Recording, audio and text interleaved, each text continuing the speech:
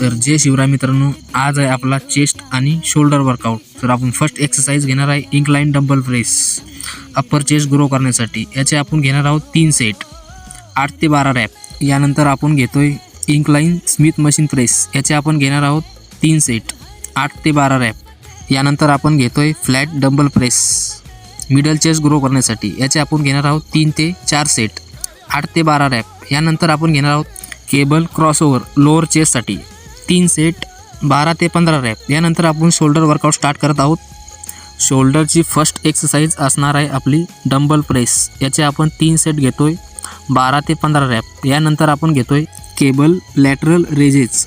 याचे आपण 3 सेट घेणार आहोत 12-15 रॅप। यानंतरची एक्सरसाइज असणार आहे आपली डंबल लॅटरल रेजेस। याचे आपण 2 सेट घेतोय 12-15 रॅप। आपली last exercise rear delt fly. याचे आपण 2 सेट घेतोय 12 ते 15 रॅप। यानंतर आपण पंप चेक करतोय। तर आजचा पंप कसा वाटला मित्रांनो, भेटूया उद्या नवीन ब्लॉगमध्ये।